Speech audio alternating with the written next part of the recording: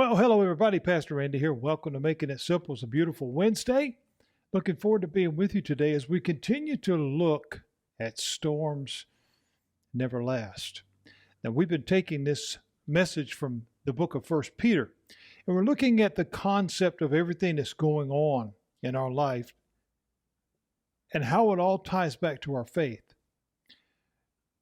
I spoke yesterday as we closed out about understanding that our relationship with Christ is pivotal, is key to this whole thing, which ultimately ties back to our faith.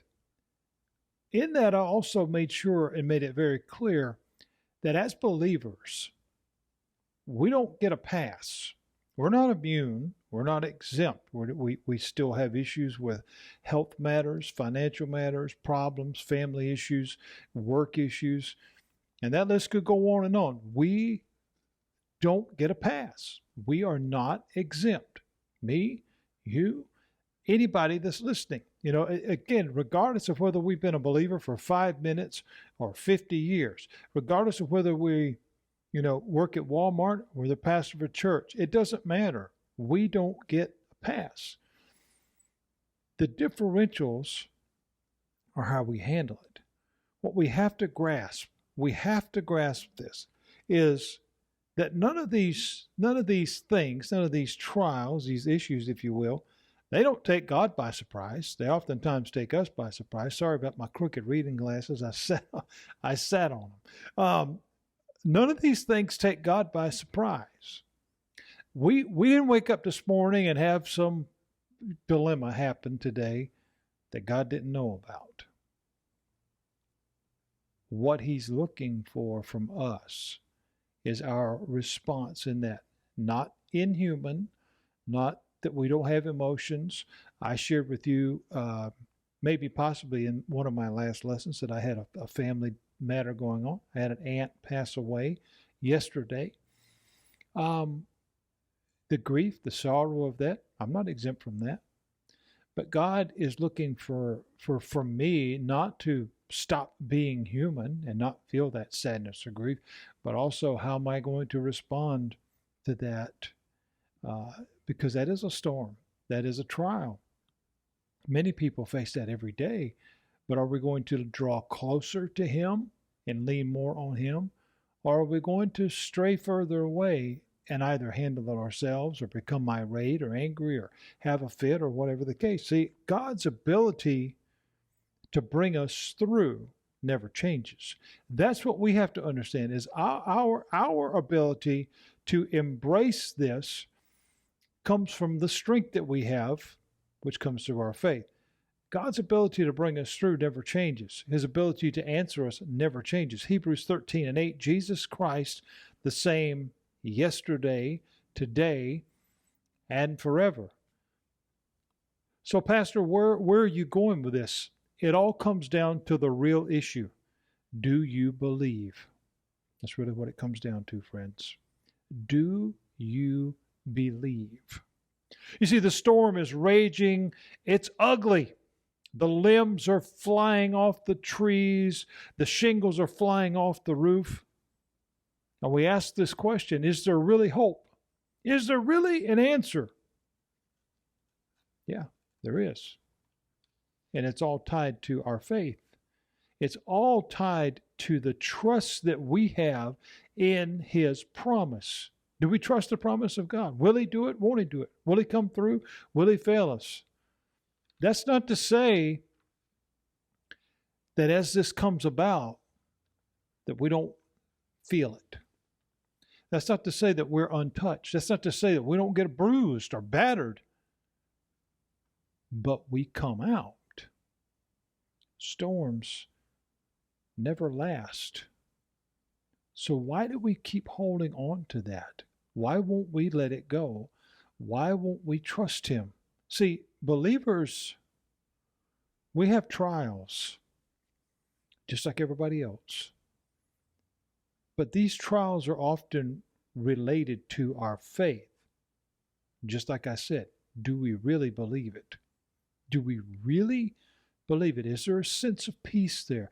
I can tell you As someone who has presided over hundreds of memorials and funerals, and I don't say that as any kind of badge of honor or anything like that. I mean, it's very difficult sometimes to navigate that. But as I've done that in the course of the last 20 something years, the differential in providing and performing a service for someone who had made peace with God and someone who has not, it's like night and day. It's two completely different things. How we handle matters and trials and storms in this life is the same thing. Do we have peace with God that He can handle it? Peter says in this verse that the trial of your faith, what does that mean? It's going to happen. That's what it means. It's going to come. He says, it is much more precious than gold that perishes. What does that mean? Peter is giving us a challenge. He's saying, can you find value in the teaching moment? Can you find value in the teaching moment? Because one of the things that we seem to be conditioned to do, one of the things that we seem quick to do, if you will, is ask the question, why? Why? We could ask that probably about everything. I mean, if we look around us today, the world is an absolute madhouse. Everything is just upended right now. But if we trust in the promise of God, even though the storm is raging, we know that He stands by us, like the old song says. Though the storms of life are raging, stand by me. When we hold on to God's in control, when we have that mindset, when we have that belief that God's in control, it changes everything. However, if we state that with a question mark, God is in control, it changes everything, because then we're doubting our faith and we're doubting God. There's nothing He can't take care of. There's nothing He can't handle. If we look at some of the great characters of the Bible, if we study through all out Scripture, we see most of them struggled too. It didn't matter who it was. They all struggled with something. Peter himself, the author of this letter, he struggled with the idea that Jesus was going to have to die in order to bring salvation. He couldn't get that. He didn't like that. In fact, he said, I won't let it happen. I mean, he was adamant about that. He would himself face great opposition as his life would go on because of his faith. It would cost him his life. Paul, the other author of many of the letters that we've studied, he faced trials that very few could ever imagine. Jail, stoning, boiled in oil. I mean, all these just crazy things that we can't even imagine. I'm sorry about these glasses, but I can't see good without them when everything is close up. So anyhow, bear with me. Paul kept going. He said, I press forward. I haven't attained yet. I ain't got there yet, but I'm going forward. Stephen, he would die. He would be stoned because of his faith. James and the other apostles, they saw trials and conflicts and struggles because of their faith. Not just because of what they stated they believed, but rather the fact that they lived it. You see, today you can say anything. A lot of people say a lot of stuff.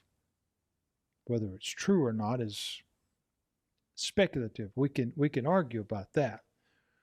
But saying that you are a follower of the Lord and living as if you are a follower of the Lord is two very different things. I know a lot of people that by verbiage are a quote-unquote Christian. Lifestyle doesn't seem to back that up. And that's not being judgmental. That's just fact. I mean, it's no different than having all the right words to articulate that you are a whatever, a big deal in entertainment, or you're a big deal in athletics, or you're a big deal at NASA or whatever. You can say all of those things, But if you can't prove it, well, that's a whole different story. When someone calls the owner of that company and asks for you by name and they say they've never heard of you, well, that may lead to a few questions. Here's my point. When we see that these died for their faith, it wasn't because they said it. It was because they lived it. And it was because they stood for it and they didn't back off of it. See, many today claim one thing, but then the minute the kitchen gets turned up and gets a little too hot, they go the other way. Oh, well, maybe not. No, if it's real, it's real. That's just how that works. People today around the world are still persecuted for their faith. We don't hear a lot about it because the media doesn't cover those kind of things. But people all over the world are persecuted for their faith because they don't back off of it. They don't just superficially say it. It's not just words. It's real. Believers are not exempt, friends. Believers are not exempt from trials today, yesterday, or tomorrow. So why? It is directly applied, directly related to what we believe and what we stand for. In other words, is it real? Because a storm's going to come. I'm looking outside of my window right now in my office, and there's one coming. It's going to rain. The wind's starting to blow. That's going to be real. It's going to happen. But you know what? 20 minutes after that, it'll be done. There's going to be a storm in this life today, tomorrow, next week. That's not negative. That's real. How are we going to deal with that? Are we going to trust in our faith that the Lord will bring us through, or are we going to fall apart? There's really no in between. We have to remember what Jesus said, as we touched on this in the last couple of lessons. He said, in this world you shall, that is guaranteed, have tribulations. But then he also said, but be of good cheer. I've overcome the world. In other words, I'll be right there with you through it. Andre Crouch wrote the famous words back in the 70s for the great song Through It All. It said, I've had many tears and sorrows. I've had questions for tomorrow. There have been times I didn't know right from wrong. But in every situation, God gave me blessed consolation. Gave me peace that my trials, they only come to make me strong. There's a purpose in it. And he says, so through it all, oh, through it all, I've learned to trust in Jesus. I've learned to trust in God. Oh, through it all, yes, through it all, I've learned to depend upon His word. What does that mean? The promise of God, His word. We tell people that we exchange it. I'll give you my word. That's saying I'm promising you. We have the promise of God that regardless of the storm that comes our way, we can do it. We can do this. We can get through this. You see, friends, believers are victorious. We have the victory. It's been promised by God Himself. We have the victory through Christ because He's come. He's paid the price. It's been taken care of.